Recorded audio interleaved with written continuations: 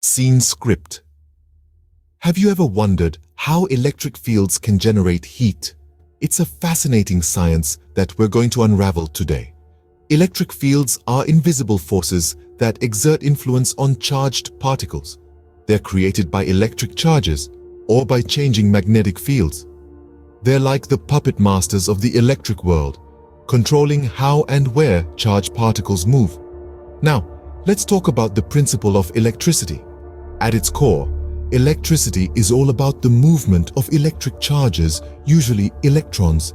This movement is what we call current. But how do these charges move? Well, it's because of electric fields. Imagine a sea of invisible lines connecting different charges. These lines, or fields, are highways for electric charges.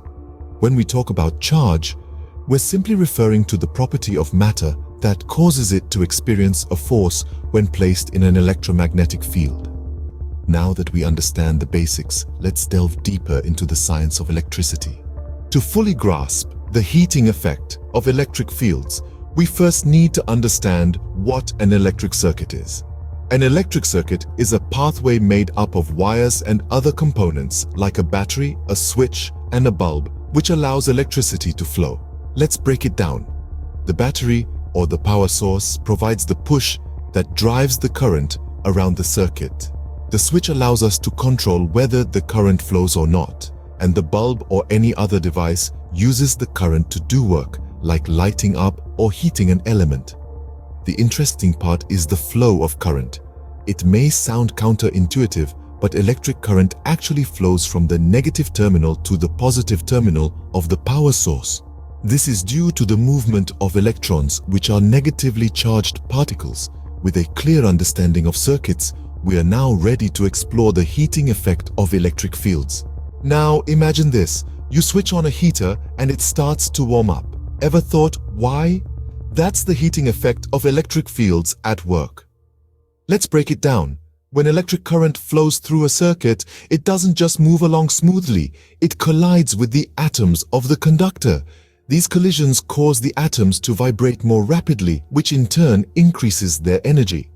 This increase in energy manifests itself as heat. This is known as the heating effect of electric current, or Joule's law.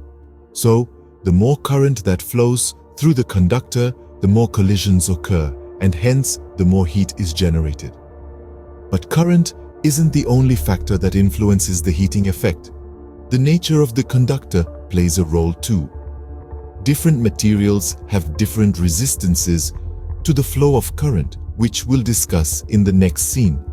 In addition to this, the time for which the current flows also impacts the amount of heat generated.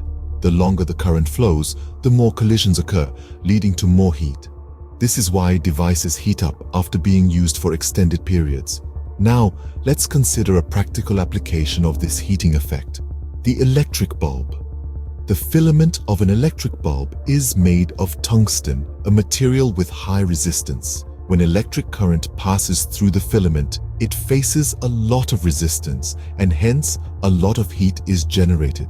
This heat is enough to make the filament glow, producing light, but it's not always desirable for devices to heat up. In computers, for instance, too much heat can damage the components. This is why we need fans and coolers to dissipate the heat and keep the system running smoothly.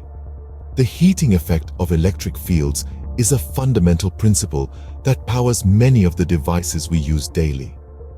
From toasters and heaters to incandescent bulbs, it's the reason they work the way they do. So, that's the heating effect of electric fields. But how do we control this heat? That's where resistance comes in. Scene script. Resistance plays a crucial part in controlling the heating effect of electric fields. But what is resistance exactly? Well, imagine you're trying to walk through a crowd. The more people there are, the harder it becomes to push through, right? That's essentially what resistance is in an electric circuit. It's a measure of the difficulty faced by an electric current when it tries to pass through a conductor. Resistance is the obstruction or hindrance that the electric current faces while moving through a circuit. It's a vital aspect of any electric circuit as it controls the flow of electric current. It's like the traffic police of the electric world, managing the flow of electrons, ensuring they don't rush or lag.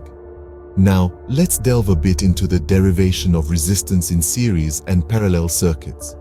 In a series circuit, the total resistance is simply the sum of the individual resistances.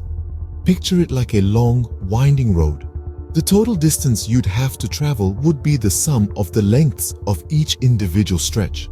On the other hand, in a parallel circuit, the reciprocal of the total resistance is equal to the sum of the reciprocals of the individual resistances. Think of it like multiple shortcuts to your destination. The more shortcuts you have, the less time it takes to reach your goal. So, how does all this play into the heating effect? Well, the heating effect of an electric circuit is directly proportional to the square of the current passing through it, the resistance it encounters, and the time for which the current flows. Hence, by controlling the resistance, we can control the amount of heat produced. This principle is put to use in various everyday applications. From the dimmer switch that controls the brightness of your room's light, to the thermostat in your electric oven that controls the temperature, resistance is doing its job silently and efficiently. So by controlling resistance, we can control the heating effect in an electric circuit. We've covered a lot of ground today, haven't we? Let's quickly recap. We started off by unraveling the mystery behind electric fields, those invisible forces that exert push or pull on charged particles. Then we moved on to circuits, the highways for electric charges, explaining how they flow from high to low potential. Next, we dove into the exciting world of the heating effect of electric fields. You now know that when an electric current passes through a conductor, it generates heat due to the resistance of the conductor. This effect, known as Joule's law, is the reason behind the functioning of many everyday appliances. We also touched upon resistance, a crucial concept that determines how much electric current flows through a circuit. The lower the resistance, the more current flows, and vice versa. And remember, resistance in series and parallel circuits follow different rules, and that's a wrap on the heating effect of electric fields. Remember, every light, every gadget, every warm cup of coffee in the morning is all thanks to this fascinating phenomenon.